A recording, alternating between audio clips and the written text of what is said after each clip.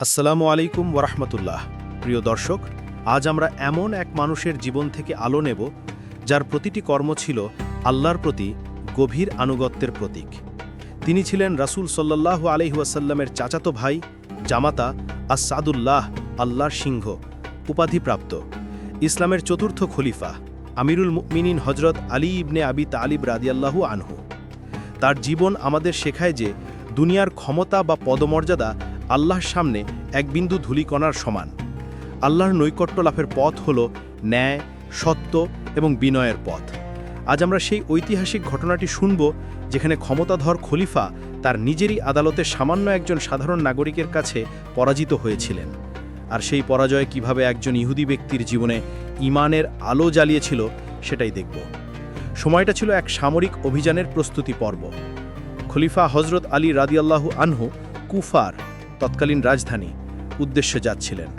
পথিমধ্যে তিনি দেখেন যে তার অত্যন্ত মূল্যবান সামরিক সরঞ্জাম, তার যুদ্ধকালীন ঢালটি কোথাও হারিয়ে গেছে। এই ঢালটি শুধু লোহা নয়, এটি ছিল রাসূল সাল্লাল্লাহু আলাইহি ওয়াসাল্লামের হাতে ব্যবহৃত হওয়া একটি পবিত্র নিদর্শন।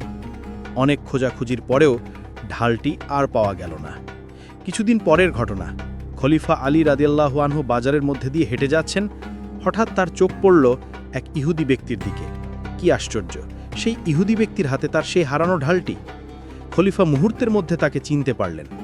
ঢালটি দেখে তার মন খারাপ হলো, কিন্তু ক্রোধ বা ক্ষমতা দেখানোর কোনো চেষ্টা করলেন না। তিনি তো খলিফা, চাইলে জোর করে ঢালটি নিতে পারতেন। কিন্তু তিনি জানতেন আল্লাহর আইন মানুষের ক্ষমতার ঊর্ধ্বে। খলিফা আলী রাদিয়াল্লাহু আনহু সেই ইহুদি ব্যক্তিকে নিয়ে গেলেন বিচারক কাজী শুরাহে রাদিয়াল্লাহু আনহুর আদালতে। কাজী শুরায় ছিলেন খলিফা কর্তৃক নিযুক্ত একজন অত্যন্ত সৎ এবং ন্যায়পরায়ণ বিচারক। আদালতের কার্যক্রম শুরু হলো। আলী রাদিয়াল্লাহু আনহু তখন বিচারকের উদ্দেশ্যে বললেন, হে কাজী, এই ঢালটি আমার। আমি এটি যুদ্ধের জন্য প্রস্তুত হওয়ার সময় হারিয়েছিলাম, আর এই ব্যক্তি তা কুড়িয়ে পেয়েছেন।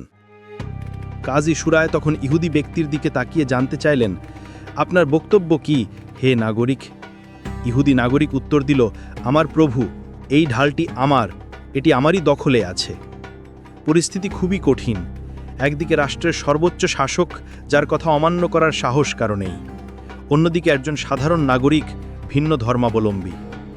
কাজী শুরাহ খলিফার দিকে ফিরে বললেন, হে আমিরুল মুমিনিন, আপনার দাবি সত্য হতে পারে, কিন্তু আদালত আইনের ওপর নির্ভর করে। আপনার দাবির সপক্ষে আপনাকে দুইজন মুসলিম সাক্ষী বা উপযুক্ত প্রমাণ পেশ করতে হবে। আলী রাদিয়াল্লাহু আনহু শান্তভাবে জানালেন, আমার কাছে সাক্ষী নেই। খলিফা হিসেবে তিনি তার দুই ছেলেকে সাক্ষী হিসেবে পেশ করতে পারতেন, কিন্তু কাজী শুরায় পরে বলেছেন যে পুত্রের সাক্ষ্য পিতার জন্য গ্রহণযোগ্য নয়। হযরত আলী রাদিয়াল্লাহু আনহুর কোনো সাক্ষী না থাকায় কাজী শুরায় রাদিয়াল্লাহু আনহু শেষ পর্যন্ত তার ঐতিহাসিক রায় ঘোষণা করলেন।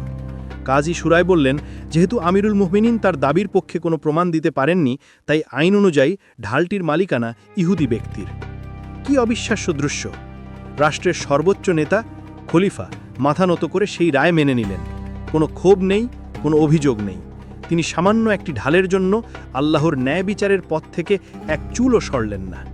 এই দৃশ্য দেখে ইহুদি লোকটি স্তব্ধ হয়ে গেল। সে দেখল দুনিয়ার কোনো ক্ষমতা বা পদমর্যাদা আল্লাহর আইনের উপর নয়। খলিফার বিরুদ্ধে রায় দেওয়ার পরেও বিচারকের চাকরি বহাল থাকে, খলিফা নিজে সেই রায় মেনে নেন। এ কেমন ধর্ম, এ কেমন শাসন! ইহুদি লোকটি আর নিজেকে ধরে রাখতে পারল না। সে চিৎকার করে উঠল, আমি সাক্ষ্য দিচ্ছি, এই বিচার মানুষের নয়, এই বিচার আল্লাহর। আমি দেখেছি একজন খলিফা তার নিজের বিচারকের কাছে পরাজিত হলেন, অথচ একটি অভিযোগও পড়লেন না। এর চেয়ে বড় প্রমাণ আর কি হতে পারে? ঢালটি সত্যিই আপনার, হে আমিরুল মুমিনিন। আমি স্বীকার করছি আমি মিথ্যা বলেছি, আর আমি সাক্ষ্য দিচ্ছি লা ইলাহা ইল্লাল্লাহু মুহাম্মাদুর রাসূলুল্লাহি। লোকটি সাথে সাথেই ইসলাম ধর্ম গ্রহণ করলেন এবং ঢালটি খলিফাকে ফিরিয়ে দিলেন। প্রিয় দর্শক, এই গল্প আমাদের জীবনের শ্রেষ্ঠ শিক্ষা দেয়। আল্লাহের নৈকট্য দুনিয়ার কোনো ক্ষমতা, সম্পদ বা পদের চেয়ে বড় নয়। হযরত আলী রাদিয়াল্লাহু আনহু প্রমাণ করে গেলেন যে নিজের উপর আল্লাহর আইন প্রতিষ্ঠা করাই হলো তাওহীদের বাস্তব উদাহরণ।